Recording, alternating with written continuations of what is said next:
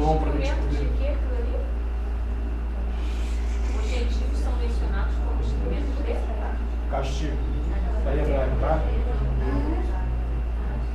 Que? Nós somos o quê?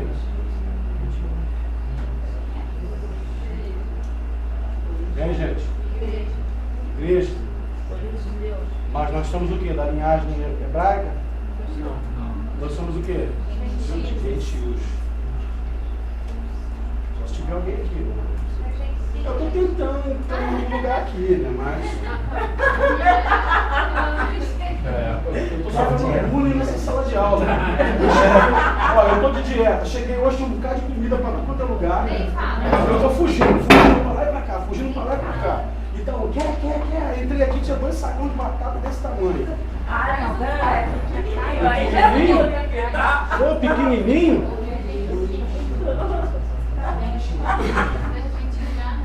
Tem a cadeira ali pra você. Não, vou sentar. Eu reclamando que eu estou na frente, você ainda vai mandar eu sentar na frente, rapaz? Já viu o tamanho da minha cabeça? Não sou nordestino, não, a maior cabeça. Aí você já tá fazendo isso com você mesmo. Eu sou Eu sou. Eu não posso falar a mesma coisa. Outro bullying. Sim, eu sou nordestina e não sou. Exceções existem, né? Olha o fatality aqui. Eu aqui, ó, mó focão. Minha mãe sofre até hoje.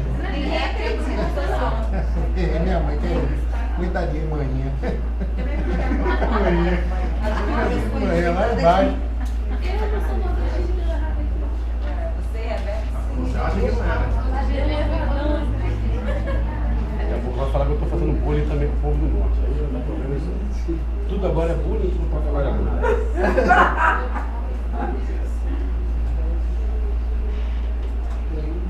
gente não pode nem fazer mais bullying com fatality. Vida de Não precisa nem na cabeça, só eu escutei. Oxi, oxi, vixe. Não, bicho, olha.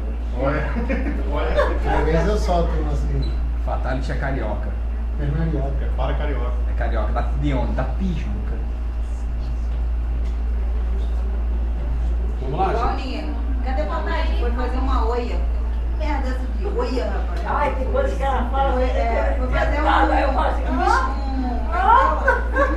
traduza. Eu descobri esse negócio. Foi fazer uma oia. Eu, que merda essa de oia. Isaías 11, Salmo 24.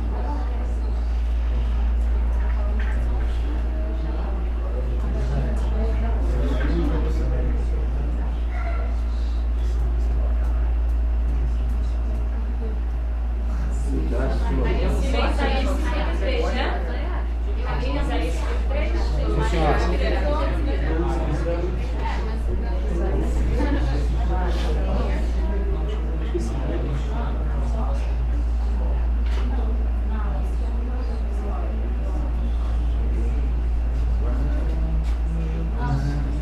Quando vocês estiverem em aula de hebraico, vocês vão entender melhor a minha letra, gente. É. 53. É bullying também?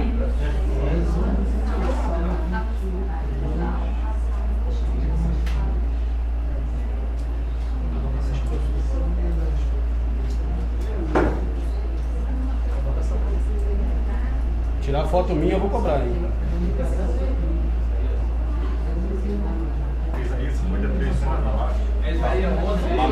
Isaías 11, Salmo lá 53.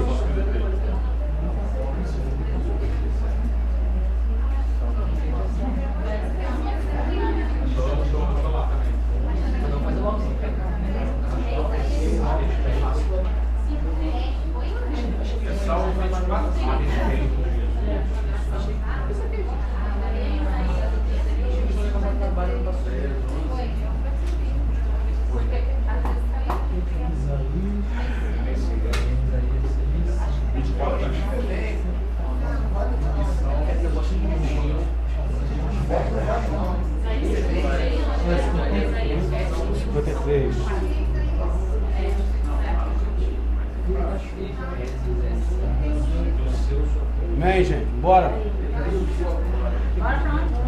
Falar, ué. Quer ir pra casa já?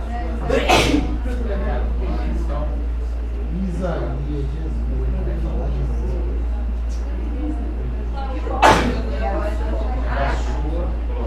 Vamos lá, gente.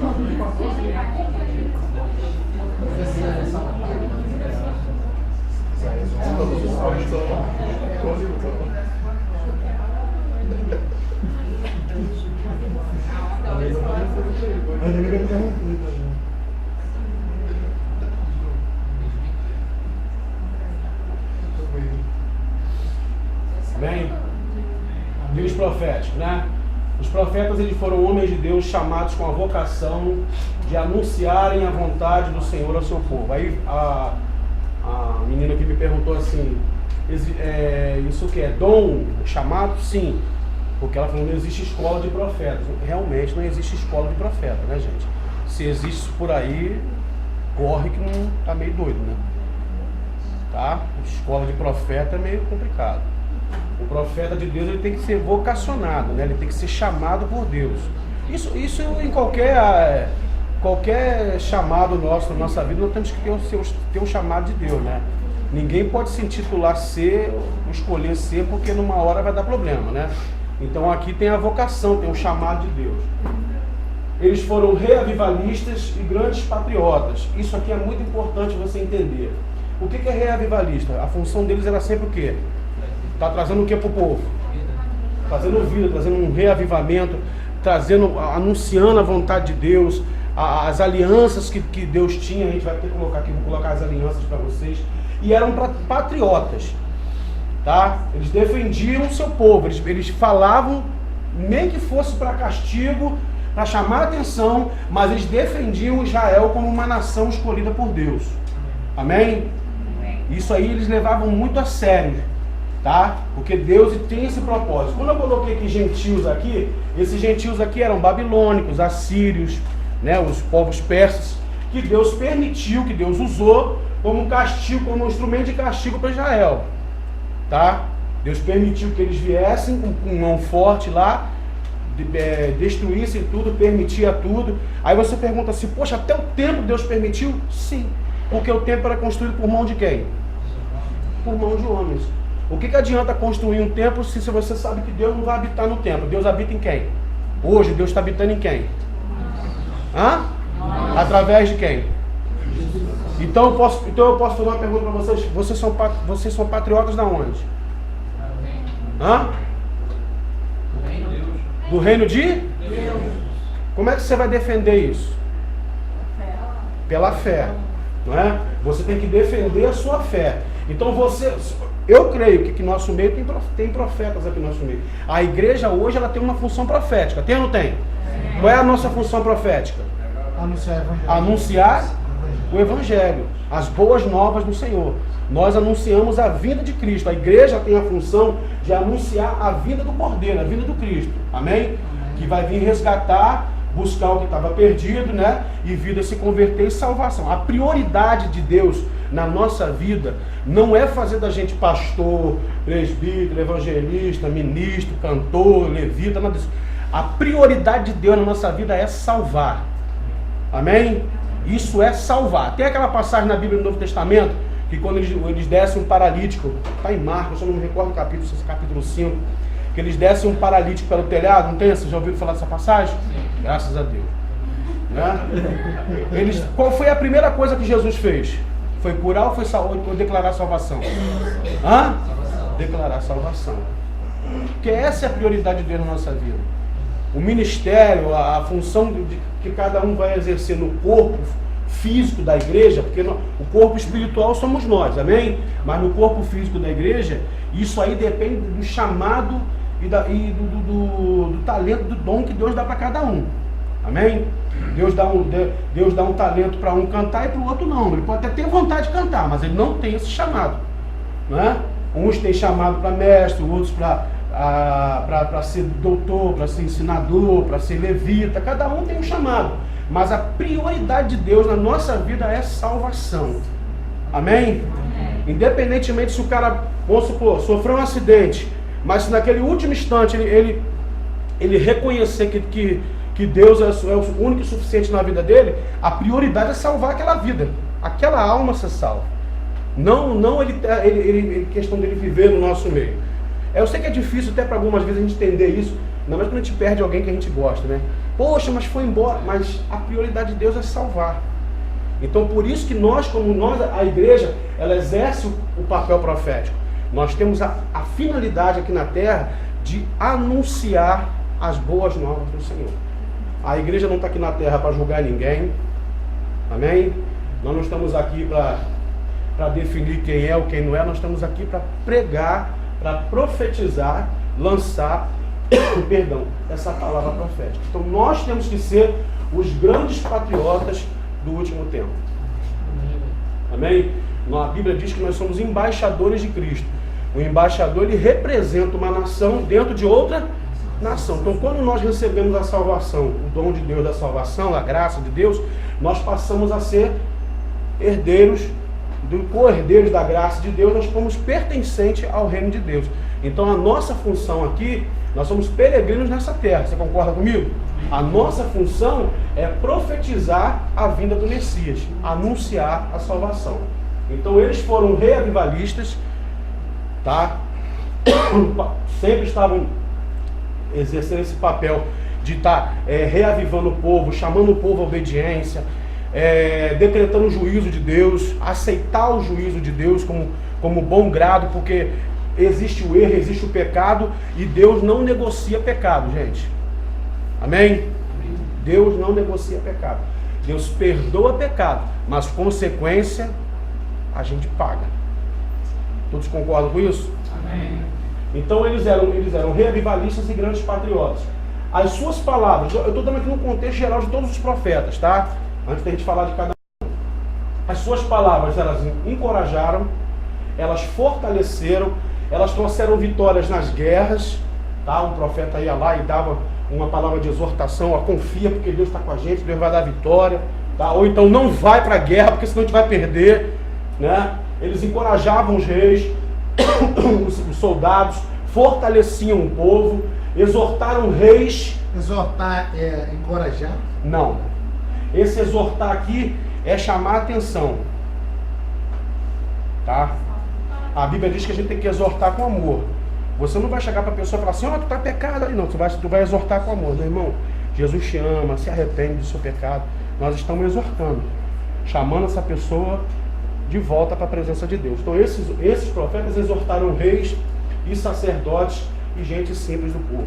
Muitas das vezes, gente, amém? O povo se declinou o pecado por causa de quem? Ó, por causa dos reis. Na visão do Antigo Testamento, o rei, abaixo de Deus, ele era o responsável, assim, é como se fosse o representante oficial de Deus na terra. Não havia o Espírito Santo dentro de cada pessoa, amém? Então Deus chamava o rei, escolhia os reis, levantava ele, dava a ele autoridade, e ele exercia esse papel como um representante de Deus na face da terra. Então quando o rei errava, ele também induzia muitas pessoas a errarem. Amém? Aí você vai dizer assim, mas para aí, quer dizer que o cara erra e eu vou pagar por causa do erro dele? Sim. Porque nós temos consciência, porque todo mundo tinha consciência da lei de Deus. Isso não era privilégio para alguns. Todos têm consciência da palavra de Deus. Amém? Amém ou não amém? Amém. Vamos supor, como é que é o seu nome? Felipe. O Felipe aqui, Mais conhecido como Fatai. cearense, Pernambucano. ele foi, me aborreceu, eu fiquei chateado com ele e eu fui e afastei da igreja. Ele tem culpa Sim. do meu pecado? Hã? Não entendi. Ele não tem culpa. Não entendi. Se você me aborreceu, eu briguei com você na igreja, você fez alguma coisa que me entristeceu e eu abandonei a igreja e fui para o mundão, você tem culpa do que eu fui para o mundo? Não. Eu decidi ir para o mundo. Eu escolhi ir para o mundo. Entendeu? Você pode ter sido assim, vou falar um meio termo assim, se foi um instrumento para poder me causar alguma coisa, mas não justifica eu abandonar Cristo por pelo que você me fez. Amém, gente? É aí que entra a consequência dos nossos erros. Porque o homem gosta de justificar. Lembra lá no paraíso? Não foi? Deus chamou Adão, Adão, na virada do dia, não foi? Onde tu tá, Adão? Ele falou o quê? Tô aqui, Senhor, escondidinho, não foi? Aí ele teve que comparecer diante de Deus. Teve? Ele botou a culpa em quem? Não, ele botou a culpa em Deus. Primeiro ele botou a culpa em Deus. Senhor, foi a mulher que o Senhor me deu. Só que você lê na Bíblia, a Bíblia diz que Adão andava o quê? Não andava triste? Pelado. Também, mas não é nesse contexto. Né? Ele era um cara sozinho, né? E fica imaginando, a vaca estava com boi, o cabritinho, ele sozinho. Aí Deus falou, vou arrumar um problema para ele. Brincadeira com as mulheres, né? Deus falou o quê? Vou arrumar o que para você? Uma ajudadora, né? Para te fazer companhia. Mas quem era o responsável do Éden? Era ele. Ele tentou botar a culpa em Deus, né? Botou a culpa na Eva. Deus falou, não, você vai pagar pelo seu erro, porque você é o responsável. Ele, poxa, mas foi eu. O problema é seu, você sabia, você tem consciência, você tem autoridade. Né? Então ele aceitou. Gente, quando a gente lê a Bíblia assim, parece que foi uma coisa instantânea, né? A Eva chegou e falou assim, então me come. Não foi assim, né? A serpente foi trabalhando lá um tempinho, foi falando, né? Ela aguçou os sentidos, né? Ela viu que o fruto era bom. Não vou falar maçã não, gente. Ela vai de maçã não. Ela viu que o fruto era bom. Ó, ela viu. Ela sentiu o desejo de... Foi agradável, não é? E ela comeu. Então isso levou um tempo. Tá? Isso levou um tempo. Até ela fazer o que fez e depois e cumpriu o propósito. Quando vem a desobediência, vem o pecado e cumpriu o propósito de alcançar o objetivo, que era quem? Adão. Amém? E como destrói ele, aconteceu o que aconteceu. Só que o homem tem essa mania, né? Ele nunca assume que ele erra. Ele bota a culpa em alguém. Eu errei, mas errei por causa... Né? E a mulher, por sua vez, botou a culpa em quem? Na cobra. Ninguém assume o que faz. Né? Então, isso é uma questão da natureza pecaminosa do homem. Isso está na nossa natureza pecaminosa. Vocês concordam com isso? A gente nunca assume que nós erramos. É por isso que a Bíblia diz o quê? Não julgues para não ser julgado. Porque a gente tem a facilidade de quê? De achar o defeito em quem? Mas olha os seus. Os seus ninguém assume. Não é isso? Todo mundo tem defeito. Eu não tenho. Perfeição é em Jesus Cristo. Se tem alguém solteiro aqui esperando o príncipe, ele não vai vir príncipe. Nem de cavalo. Não adianta. Não, hoje o cavalo não vem mais hoje não. Tá? Não adianta. Veio o cavalo. Descer a cela. Veio o cavalo. Entendeu? Então não existe ninguém perfeito. Nós temos a nossa natureza. Nós nascemos no pecado. Nós herdamos isso de Adão. Nós só perdemos isso quando nós aceitamos. Amém, gente? Quando nós aceitamos Cristo na nossa vida e o Espírito Santo faz a obra em nós. Mas enquanto a gente estiver nessa condição, nós ainda somos a Bíblia não diz quem está de pé. Isso é para ímpio ou é para crente? Para crente. Ah, eu estou na igreja, estou bem, então nada, você tem que vigiar dobrado. Que é aí que vem a coisa mesmo para perturbar você. Todo dia nós passamos por essa situação. Amém? Então a primeira coisa, você tem que ser profeta para você mesmo. Amém, igreja? A igreja não é? Amém ou não amém? Amém. Então você tem que ser profeta para você mesmo e declarar para você que você não vai cair, você não vai se deixar levar pelo inimigo. Amém? Então você tem que encorajar você tem que se fortalecer, você tem que buscar vitória nas guerras da nossa vida. Nós vamos ser exortados também pela palavra de Deus. Não tem dia que você vai na igreja, não tem aquela palavra assim, essa palavra aí é para mim. Pegou firme, não foi? Eu aprendi que a gente tem que ser crente inchada, já reparou isso? É sério, porque o pá, ele faz o que, capá? Não é pra mim, não é pra mim. O enxada não serve, mas um dia vai servir. Você tem que ser o enxada. Essa palavra hoje não tem nada a ver comigo, mas guarda, porque uma hora você vai servir para você. Então você tem que ser um enxada. Então você tem que ser exortado, né? Para você poder vencer as tribulações dessa nossa vida, gente. Amém. A igreja exerce um papel fundamental na face da terra. Pena que muitos ainda não descobriram isso. Ou melhor, não levam isso a sério. Amém? A gente às vezes se converte, está na igreja, às vezes a gente leva 10, 15 anos para entender o propósito do nosso chamado. Qual a nossa função? Amém? A nossa função é levar a boa nova de Cristo. Tá? Então os gentios eles são mencionados como instrumentos de castigo para o povo de Deus. E a igreja ainda não é mencionada na visão do profeta do Velho Testamento. Ele não tratava essa questão de igreja, não era bem assim. Tá? As profecias a respeito de Jesus, que é o Messias, como eles tratavam no Antigo Testamento, elas tinham aspectos do quê? Do sofrimento de Cristo, está lá em Isaías 53, né? O servo sofredor, né? E a glória do Messias, que viria para destruir todo o mal e salvar toda a humanidade. Amém? Posso apagar?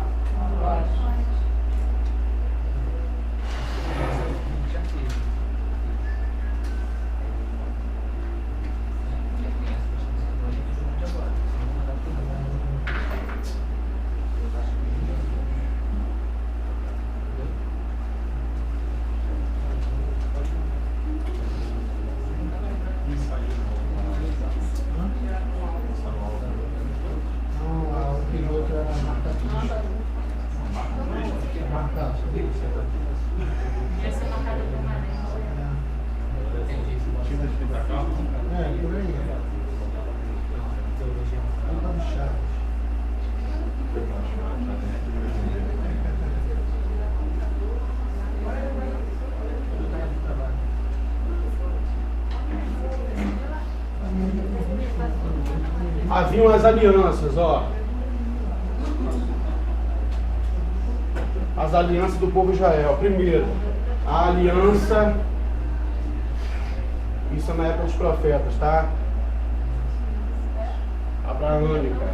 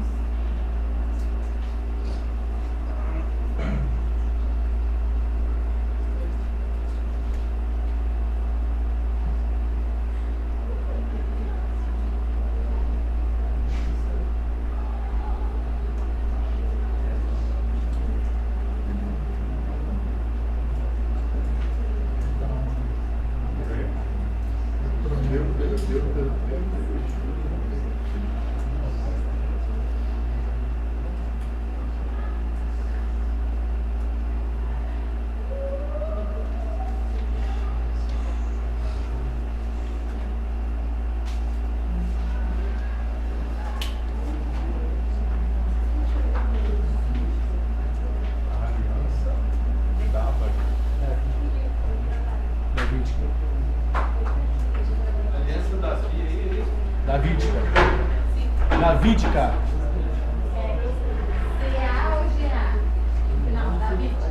CA.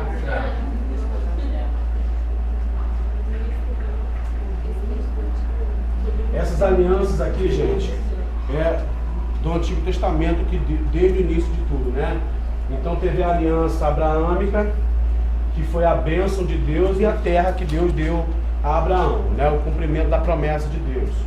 A aliança da Palestina, que foi após a conquista da terra, depois que o povo ficou em cativo no Egito, né? Eles receberam a bênção de Deus para ficar naquela terra novamente. E depois a aliança Davi, Davi foi o rei que uniu todo o povo, né? Até os inimigos de Israel queriam paz com Davi, porque eles sabiam que Davi era um homem segundo o coração de Deus, e toda vez que Davi entrava numa guerra, quando Deus mandava, era a vitória certa. Então os próprios inimigos de Davi queriam paz, né? Não tem aquela passagem no Salmo 23, acho que é isso, né? Preparas uma mesa diante dos meus inimigos, unge minha cabeça com óleo, meu cálice transborda. Você quer sentar na mesa com seu inimigo? Não. O que Davi quis dizer com isso? Que haja paz no meu reino, que haja paz, né, à minha volta, que os meus inimigos possam sentar e possam ver Deus, que a unção de Deus, a glória de Deus está sobre a minha vida. Então ele queria paz, né? Todo desejo da gente é ter paz, não é, irmão? Né? Então Davi, ele conseguiu unir todo o reino do sul, o reino do norte. Houve paz no reino enquanto estava debaixo da bênção de Deus sobre Davi. E toda vez que o povo quebrava essa aliança, né, eles eram levados ao castigo de Deus. Tá, irmãos? Amém?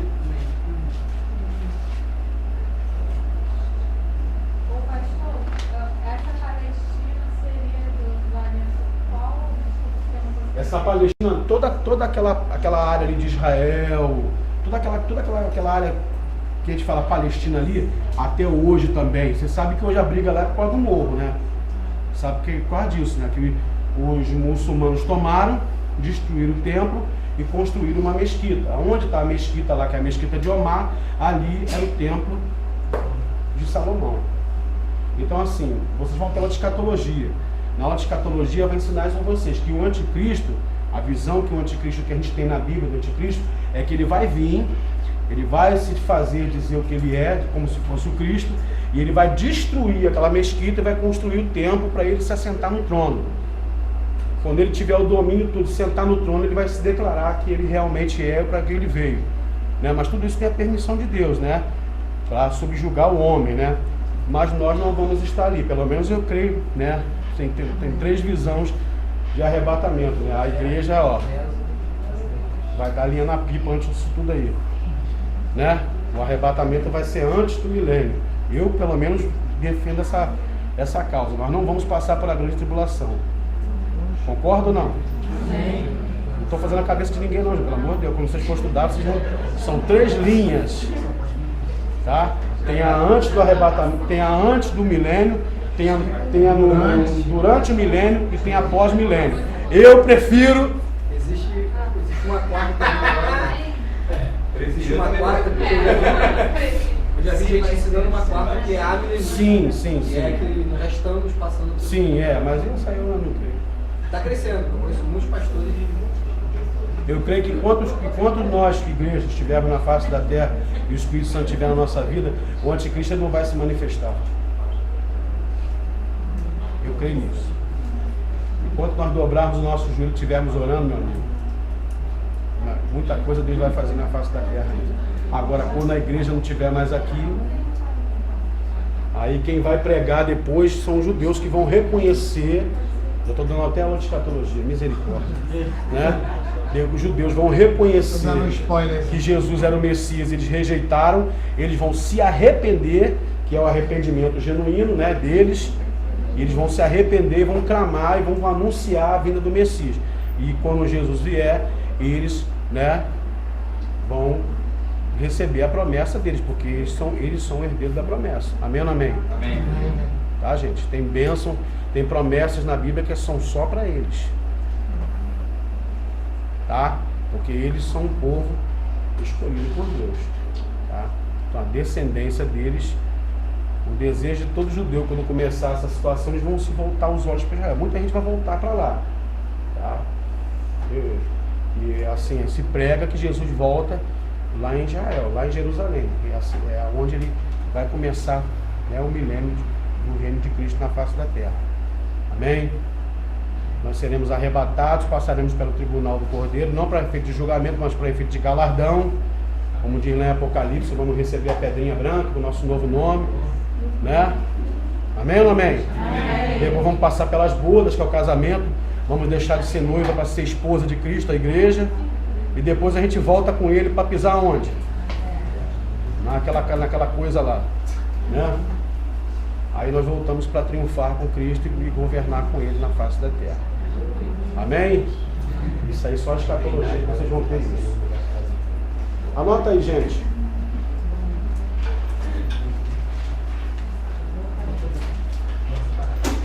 Continua na mesma sequência que vocês estão anotando aí. Coloca assim, ó. Profecias sobre, 2 pontos. Quais foram as profecias que esses profetas, a base do que eles profetizaram, tá?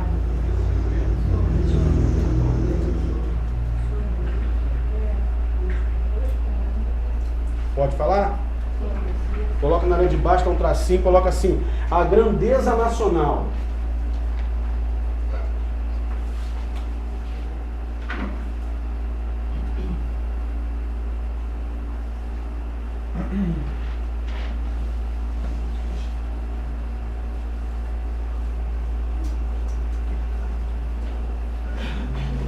A grandeza, abre parênteses, coloca assim: promessas de Deus.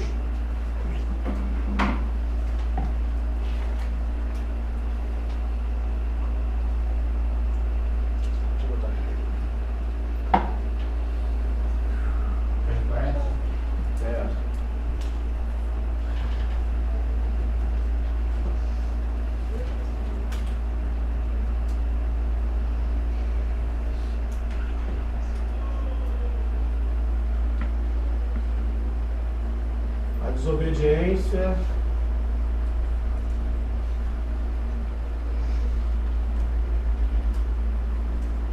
nacional.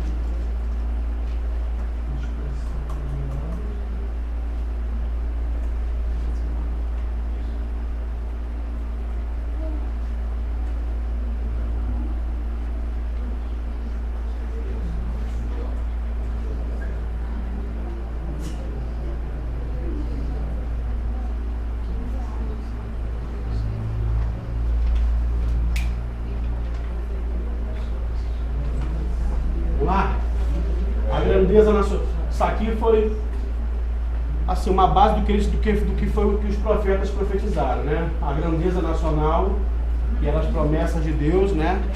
Que faria do seu povo uma grande nação.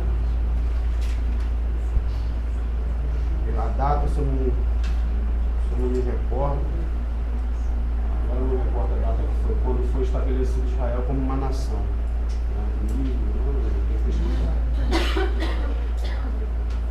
A desobediência nacional, que eram as falhas do povo, né? Idolatria, pecados sexuais, né? Prostituição, né?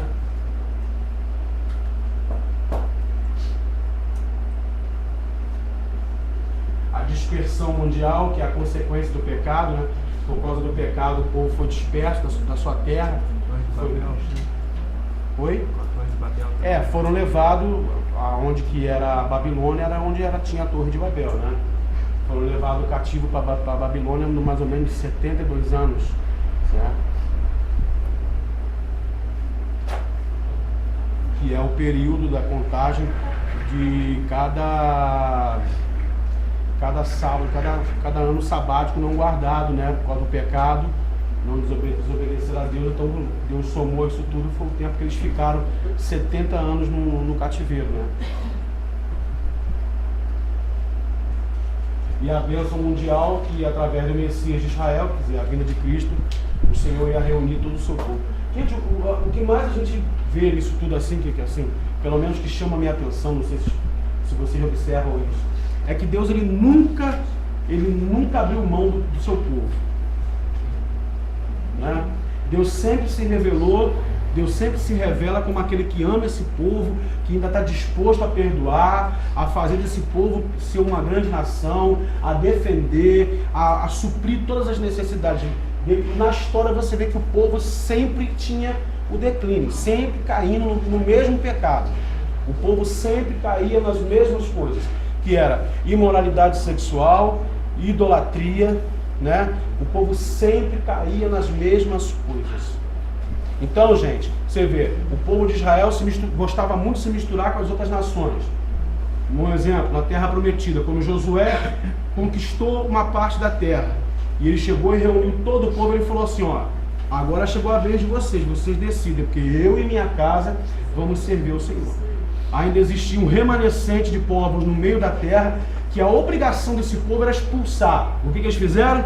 Não, expulsar o quê? Tem umas meninas bonitas lá, tem uns gadinhos bonitos lá, uns bichinhos bonitos, vamos fazer todo mundo ficar em paz, a gente ter o domínio e a gente acaba ficando com eles. Só que sempre deu errado. O povo acabava entrando na idolatria desse povo, cultivando as mesmas imoralidades e o povo caiu. Sempre caía nas mesmas coisas. Então, gente, a Bíblia não diz que aquele que é amigo de Deus, aquele que é amigo do mundo é inimigo de Deus.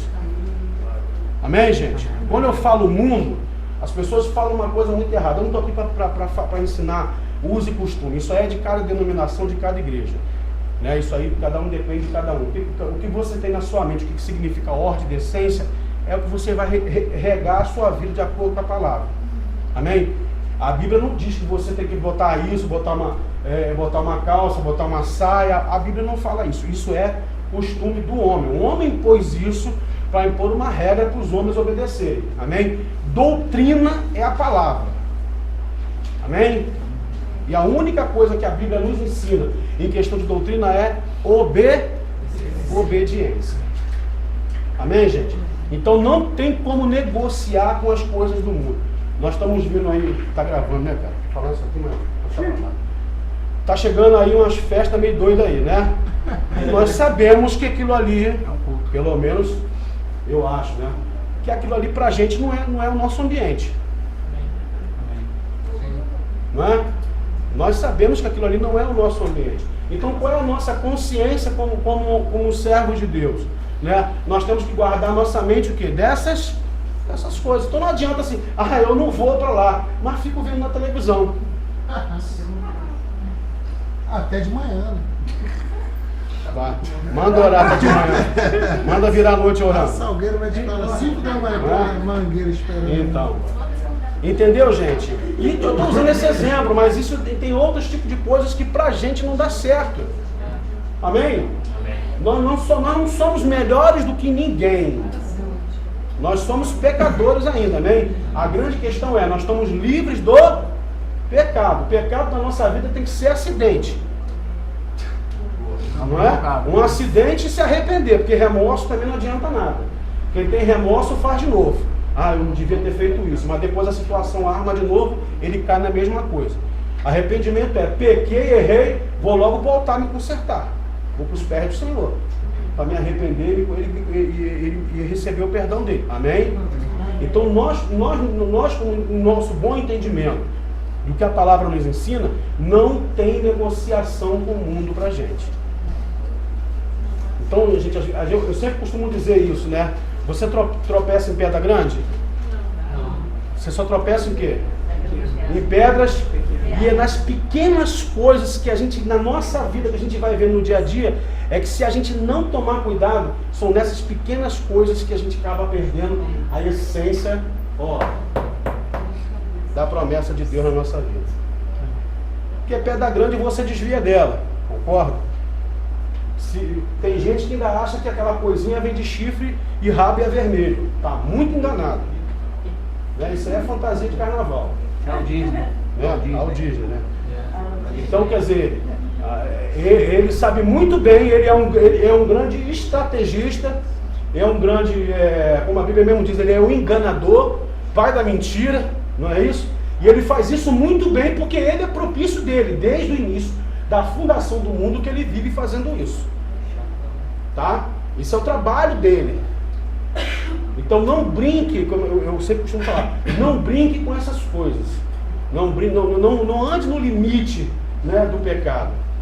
A gente não está aqui para isso. A Bíblia mesmo diz, fugir da aparência do mal. Tudo que me arremete ao que é errado, qual é a minha função? Sai fora. Ah, você é frouxo, é bobo, não tem problema. O importante é que eu estou debaixo da promessa de Deus. Então ninguém está aqui, é cabelo, é brinco, é isso, é calça. Isso aí já passou, gente. Isso é passado. A tática dele mudou. Ele está investindo pesado para destruir famílias, né? Os relacionamentos, aí, os casamentos, estão se acabando por causa de coisas bobas que ele está lançando, e o povo e as famílias estão se levando por isso, né? E a igreja não pode se amoldar. Quando eu digo a Bíblia fala o quê? Não vos conformeis com esse mundo. Não é que você não, ali não está dizendo para você se conformar. Na tradução original ali do grego diz, não se amoldeis, não tomar forma. Então, se lá no mundo é legal fazer isso, pra gente não é. Tá entendendo? Isso pra gente não vai dar certo. Porque se eu começar a fazer coisas que eles fazem, eu vou me parecer com quem? Com eles. E me parecendo com eles, eu perco o quê? A essência do que é de Deus. Então, o povo de Deus vivia nessa situação. Vivia caindo nos mesmos erros. Idolatria, pecado moral, imoralidade sexual. Os moabitas, eles tinham, sabe o que eles faziam? Eles matavam criança. Oferecia para a deusa lá, que era a deusa da fertilidade, eles matavam bebezinhos. E o povo de Deus estava envolvido nisso daqui a pouco também. Se misturavam com eles, se prostituíam.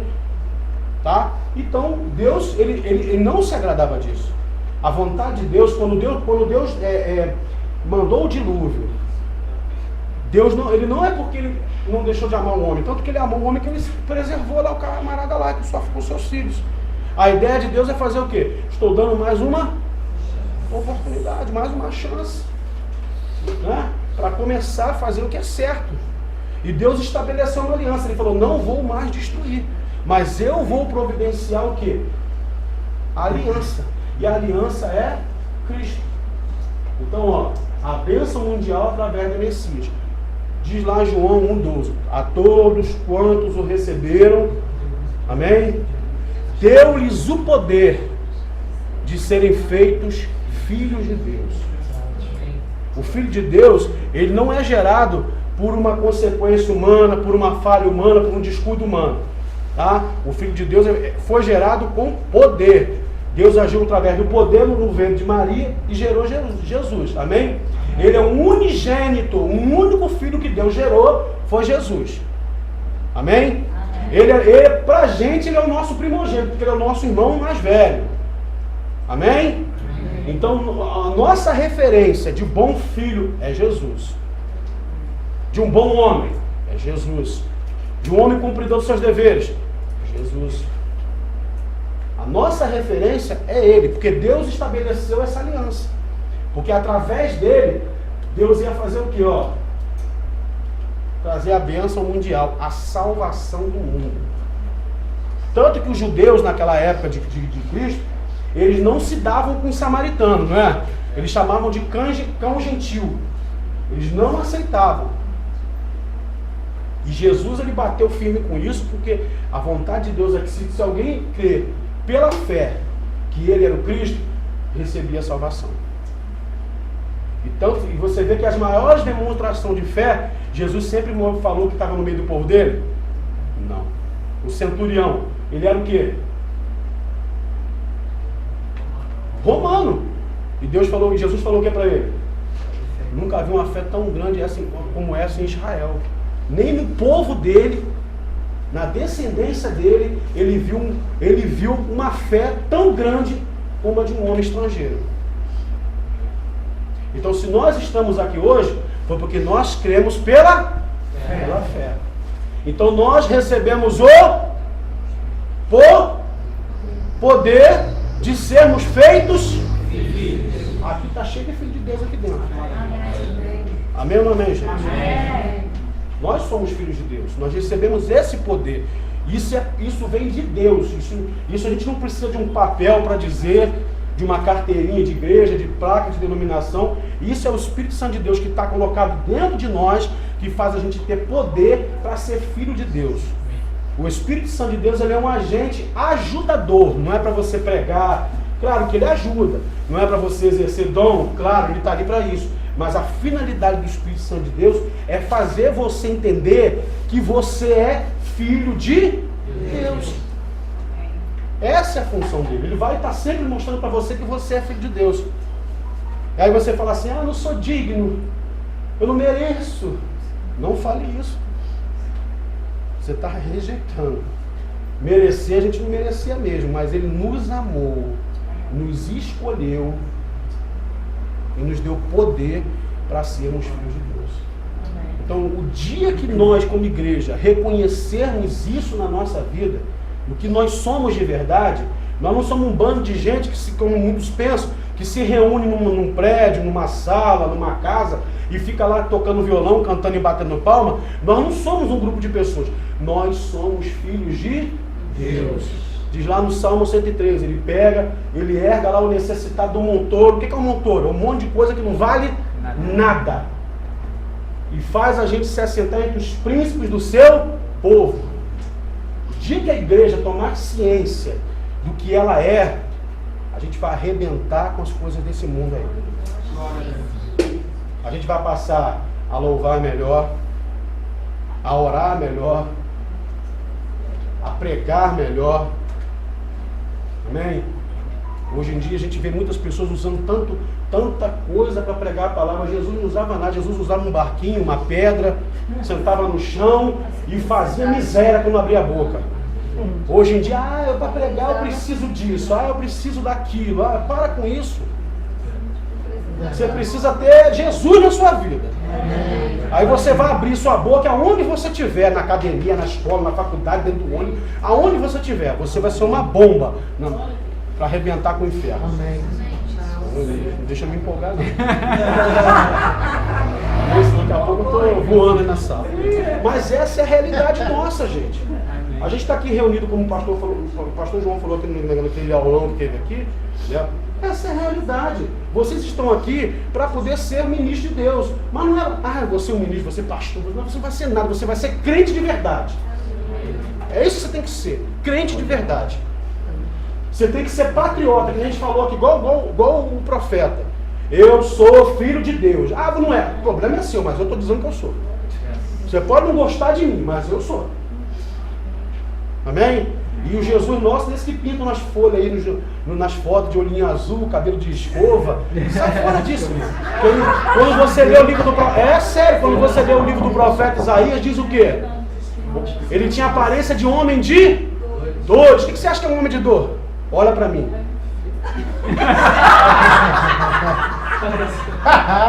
Sério. Aí você se acha, não sei o quê. Para com isso.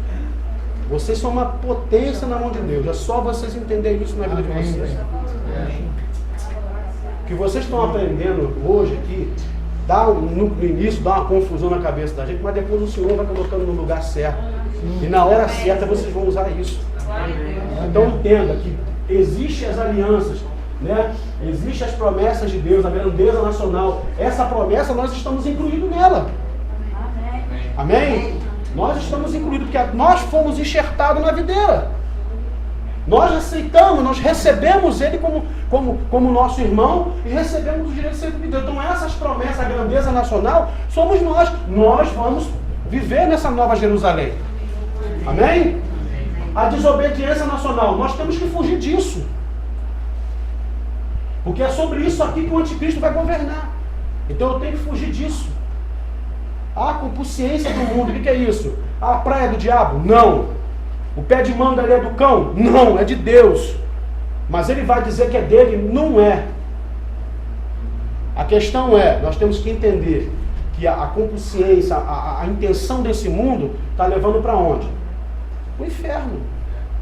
Só que o endereço do inferno para a gente não interessa. Não quer, eu não quero. Eu estou na igreja porque eu não quero ir para o inferno. Eu não quero saber o endereço do inferno, não vou para lá.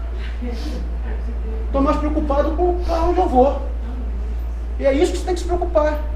Tem muita gente da igreja aí preocupada. Ai meu Deus, será que eu vou para o inferno? Para com isso. Você não tem certeza da sua salvação, não? Se não tem, levanta a mão, nós vamos orar agora. Aceita Jesus. Fica 3 naquela porta ali, a gente vai orar. Mas gente, pelo amor de Deus. Eu não estou preocupado com onde que é o inferno, não. Eu só sei que na Bíblia que ele está preparado para alguém, e não é para mim. A Bíblia está dizendo que é para Satanás, os seus anjos lá, que foi o que acompanhou ele, e quem quiser ir com ele. Eu não vou. Você vai? Eu não. Então não me interessa saber onde que é o inferno. O interessa para a gente é o quê? O céu. Então é nesse endereço que eu tenho que buscar. Vou botar no meu GPS, o Espírito Santo me guia para esse troço aí, porque eu quero ir para lá. É isso que me importa. Então, eu não tenho que estar movido por isso. Ah, porque o mundo é assim, é corrupto, eu vou ser corrupto. Não. É porque eu quero lá fazer o gato na luz, eu vou fazer? Eu prefiro ficar sem luz. Pastor, sou um homem de Deus, sem luz. Qual o problema? Pior se eu faço um gato. Ah lá, pastor, ladrão de luz. Não é ser pior? Não é ser pior assim? Não é? Tá? A dispersão mundial é consequência do pecado. O pecado faz a gente se afastar do que é de Deus. Deus tirou Adão e Eva do paraíso por causa do pecado. Porque não estava para eles ficar lá dentro. E o povo de Deus, toda vez que pecava, vinha outra nação, expulsava ele. Você sabe o que é a ideia? Você ser expulso da sua própria casa? E você saber que você é o culpado? Jeremias foi um profeta que ele falava isso. Gente, aceita, porque nós estamos errados. Aí vinham os falsos profetas lá. Nada, Deus é com vocês. Ô rei. Jeremias, para de bobeira. Aí pega Jeremias, bate nele. Joga ele no poço cheio de lama. Está falando besteira, mas estava falando a verdade. O povo estava vivendo no erro. Ainda teve a audácia de querer se fazer aliança com o Egito. Olha a audácia na época de Jeremias, o que o povo de Deus quis fazer uma aliança com o Egito para se defender dos babilônicos. Viveram 470 e poucos anos no Egito, ainda queriam pedir ajuda para eles ainda. Não adianta, irmão. Amém? E a bênção mundial que só vem através do Messias. É o que diz lá, né? Diante dele todo joelho se dobrará e toda língua confessará que ele é o Senhor. Que foi anunciado desde o início da fundação do mundo, se falava de Jesus, né, o Messias. E se cumpre nele todas as coisas. Ele é o Alfa e é o Ômega. Amém, gente? Tem tempo ainda? 20 minutos? Sim. Coloca aí. Classificação dos profetas. Deixa eu fechar nisso. Semana que vem não tem quarta-feira, não. Quarta-feira não tem. Vai ter? Eu fiz a neta de tudo. Não, acho que eu já disse que vai ter. Vai ter não.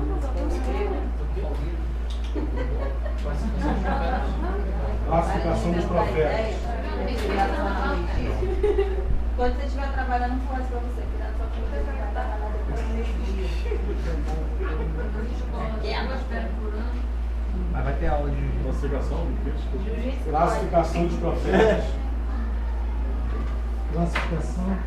Dos profetas, igual lá em casa, minhas filhas, uma tem 22, uma tem 25. Eu falei, pô, agora vai acabar a briga, estão brigando mais do que criança. Minha blusa, meu sapato. Meu Deus, você não acaba isso não? Nunca vai acabar isso? Não.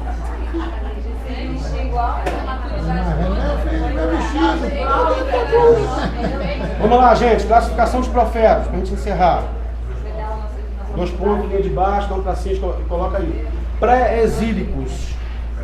Pré-exílicos. Pode fazer essa mesma coisa. Pré-exílicos. O que significa isso? Exercer os seus ofícios proféticos antes do... Isso, coloca aí 2 tracinhos aí, coloca Isaías, Jeremias. Exercer seus o quê? Exercício profético o quê? Exercer seu. Botou a classificação dos profetas? Sim, pré-exílicos. Embaixo, tracinho, pré-exílicos. Coloca o nome deles agora. Que exercer, não, isso aí eu que estou falando não, se vocês quiserem colocar. Exercer o seu chamado profético antes do exílio. Isaías, Jeremias.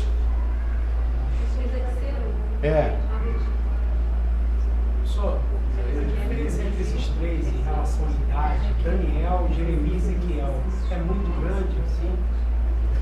Em relação a Ezequiel e Daniel, sim. Quando Daniel foi com Ezequiel para Babilônia, não fala os 2 iam ao mesmo tempo, mas existiu uma diferença de idade? Sim, Daniel foi criança, foi jovem.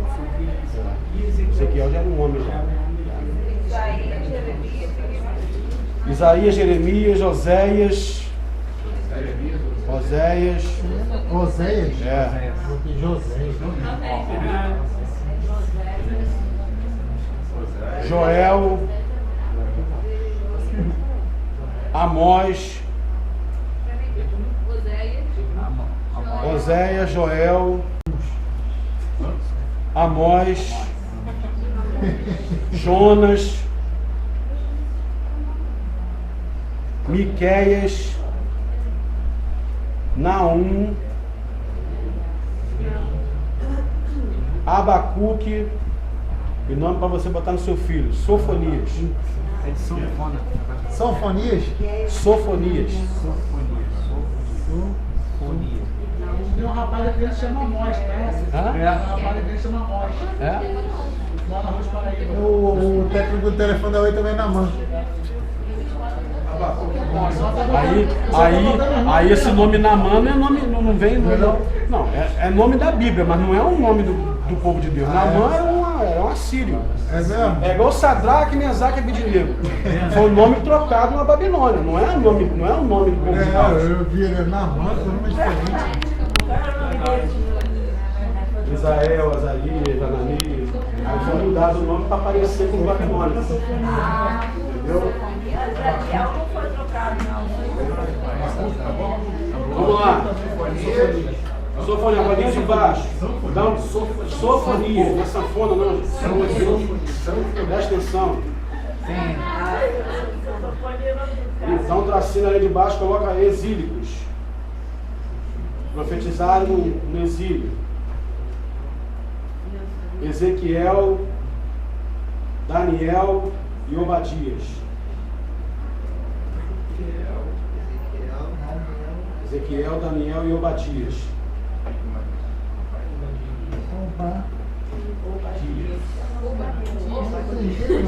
Linha de baixo, dá um tracinho. Ezequiel, Daniel e Obadias. Linha de baixo, pós-exílicos.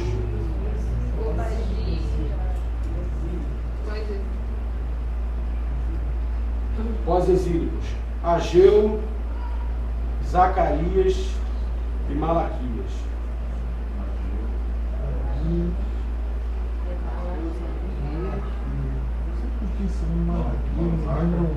Ageu, Zacarias e Malaquias. Gente, quando você for buscar na classificação dos livros dos profetas maiores lá, tá? Vai estar o livro de Lamentações. O livro de Lamentações é um livro poético, não é um livro profético. Mas foi colocado para poder seguir a sequência, porque foi Jeremias que escreveu. Então colocaram junto, quando fecharam a regra, o cânon da Bíblia, colocaram o livro de Lamentações. Ele é pequenininho, né? Ele não é considerado como um livro profético, é um livro poético. Né? É uma interligação. É uma poesia mais chorona, né? Modo de dizer. Né? Foi colocado junto para referência com Jeremias. Tá? Mas está na sequência dos livros proféticos, mas ele é um livro poético. Amém? Amém. 5 minutos para acabar. Deu para entender, gente? Amém. Isso aí vai ajudar muito no trabalho. Eu ia falar. Eu já vi dizer dos profetas maiores e menores, né, que eram 5 maiores, incluindo Lamentações. Esse povo diz por aí, mas realmente ele tem um teor poético em relação a Mas foi colocado junto por causa da. expressa o sentimento do profeta.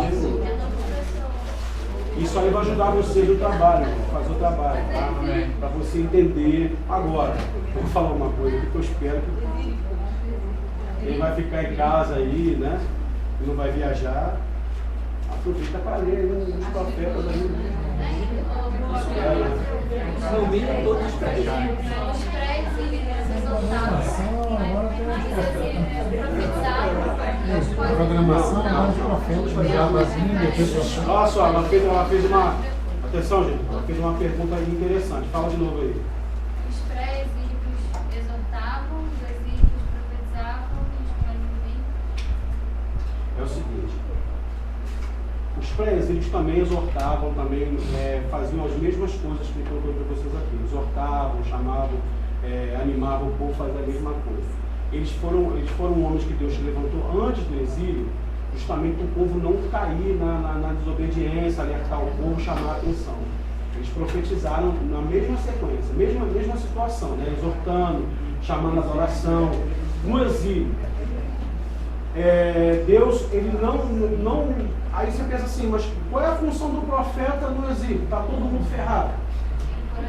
Encorajar, animar o povo, voltar às práticas, né, de adoração, porque a tendência deles, o que Nabucodonosor fez? Né? Levou eles em cativo, mas não proibiu deles adorarem a Deus. Eles podiam continuar, ele não levou todo o povo que estava na cidade.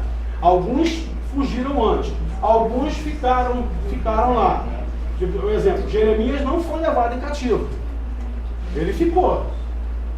O resto foi. Alguns foram, os mais jovens, assim, de linhagem mais nobre, foram levados para servir lá no palácio do rei lá. Por exemplo, foi Daniel e seus amigos, né? Foram levados, eles eram nobres reais de Israel. O que acontece? Esse pessoal que profetizou no exílio, amém, gente? Eles exortaram o povo poxa, eles sabiam que eles iam ficar 70 anos no cativeiro. Eles já sabiam disso. Porque já foi declarado quando eles foram para lá, vocês vão ficar 70 anos em cativo. Eles viram destruição do templo, viram tudo aquilo ali. Daniel leu Sim, isso aí. Levaram eles em cativo e eles sabiam. Muita daquela galera que estava ali, quando Deus tirasse, não ia voltar por causa da idade. Então só um remanescente novo que voltaria novamente para a cidade. Então esses profetas que profetizaram lá, eles exortavam o povo a voltar, mesmo no cativeiro, buscar Deus.